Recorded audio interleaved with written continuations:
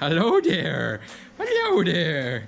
What's up, guys? Legacy 4x4. This time we're gonna convert this old farm trailer, used to haul tractors around a logging farm, into a very formidable car hauler. And we're gonna use the dogs to help, I think. I think they're ready to enjoy some manual labor instead of just, you know, freeloading off my food.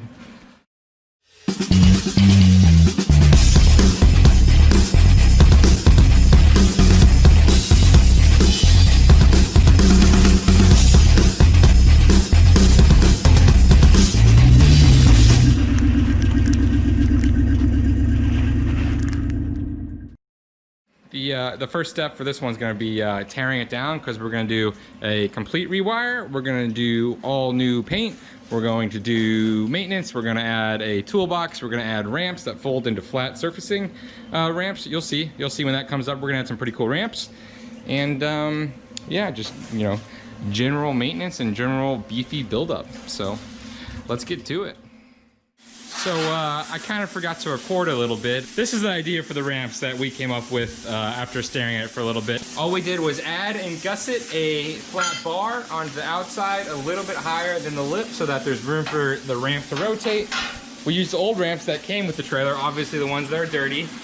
We welded some new angle on, some new gussets on the bottom, you know, whole 9 yards. And so the flat part that I was talking about is, you see how that's flat with the flat deck? That's gonna help for sitting the vehicles over the axle, and that way all the weight's not on the tongue, because this is only a 16-foot trailer total, so 14-foot, or excuse me, 12-foot, 4-foot dovetail. So that way we can park the tires on the very back of this dovetail and have them be flat with the trailer and not, you know, arching down the dovetail.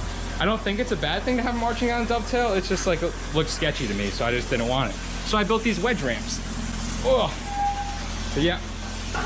Oh.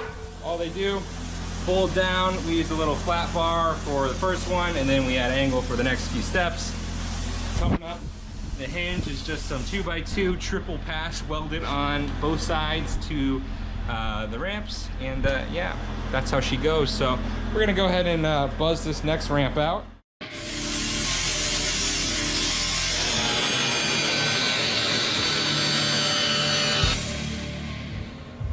All right.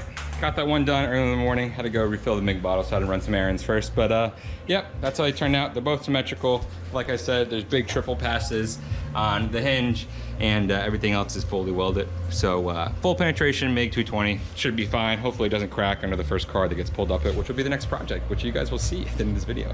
But yeah, so those are both done. That's how they look. Like I said, they go flat with the flatbed when they're on it. That way you can, you know, kind of use the dovetail more than the car leaning backwards.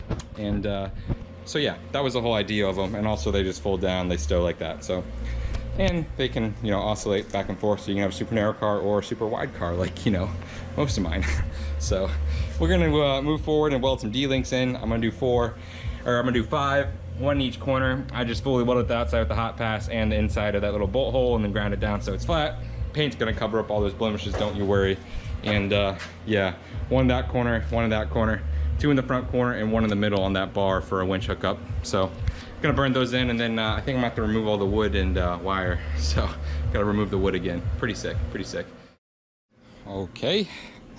Ooh, got the D-links all welded in.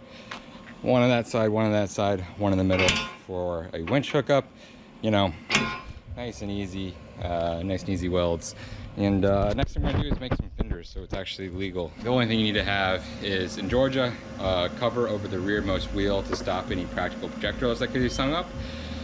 It doesn't have to be a full cover, which is like kind of nice for me, since I can just make a little L, put a little piece of rubber mat on the outside, and yeah, so that's how the fenders look. It's just, you know, tech screwed in, flapped around, and you know, by all technicality standings, that is absolutely legal. So we'll see if I get a ticket for it, but I'm pretty sure it's legal. So we'll see. We will see. I guess I should probably add that these are only temporary mud flaps. I have ones on order, but I'd have to use this trailer tomorrow. That's why I just kind of, you know, put just any generic rubber mat tech screwed in. But no, I've got legit mud flaps coming that are fit to size. Those are just temporary. Anyways, let's keep going. Let's tear this bad boy down and get ready to wire and paint. All right, so the whole outside got wire wheeled and took all the big chunks off. I'm still gonna, when I strip the wood down, pressure wash it and, you know, strip everything on the inside and do it like right. But I just wanna hit the outside first. I'm gonna go ahead and I already wire wheeled the front of this. Gonna spray some paint under the underside where this toolbox is gonna go and mount the toolbox right away. And then I'll, you know, come back and paint at the end. That way, like, the toolbox is already there. I mean, might as well, don't have anything else to do. So let's get to it. Here's how the front looks. I went ahead and painted that, welded the toolbox on, you know, just the classic. It's already full. That wire connector is gonna be the new wiring harness. And yeah, just waiting to take the wood off now, and then we're gonna prep all the inside, paint the whole thing, paint the whole frame, and then rewire, and we'll be done, hopefully. Shit takes forever. Trailers take a lot longer than I thought. I tell you what, this is, you know, gonna be pushing 30 hours on this project, so 30 hours in 2 days. May I remind you. So I'm gonna go get some water, and I'll be back when we're making more progress. I got the mud flaps in the mail, the actual ones. I'm just gonna save these for extras. Got some more lights, and yeah, so we're gonna go ahead and rewire these back lights. Go ahead and throw in some LED cubes for reverse lights, and I've got a breakaway box up there, as well as wiring the brakes. So we're gonna go ahead and finish up all the wiring on this. Mud flaps, lights, brakes are in. Moving to the front, added some stickers to the box for speed factor. But the last of the 7-pin harness wiring up. These are brakes. There's the power light, they already grounded. Auxiliary power is gonna go to my breakaway box. This is from Hopkins too. It's just a like kit on Amazon. As you can see, white's ground, blue's going to brakes, black's gonna go auxiliary for the battery. Going to throw this on the side right here because that's the only way it fits with the 4-inch channel, and we'll be done with this one. Oh yeah, I added some big LED reverse lights because I had them laying around. So don't know if I'm ever gonna use those. Just figured I'd throw them in for, you know, why not?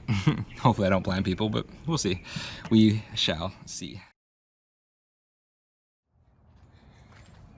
All right, here's the end of the trailer. Here's how it all turned out. As you can see, I reused the old tape on the side. I didn't feel like doing it. Those are how those tow hooks look. Those are how those gussets looked. Those are the ramps. Those are the actual mud flaps for it. New lights and everything. Big reverse lights. Nice toolbox with, you know, just sitting on the ground right now because I didn't feel like getting the blocks of wood out. And yeah, tow's perfect. Towed it 14 hours in 1 day to pick up a project, and you know, did perfect. Towed in a straight line perfectly. Everything worked out well. So I guess I'll show you guys the new project though. It's that bad boy right there. A nice 2nd gen Dodge 1500 with a heavy duty farm transmission. Picked it up from a farm. It's got 200,000 miles on a 5.9. Like I said, the transmission was rebuilt last year with heavy duty parts to tow, and it's really clean. It had a front end accident, that's it, but that's gonna get a new bumper anyways. And yeah, that's gonna be a fun little rock crawler.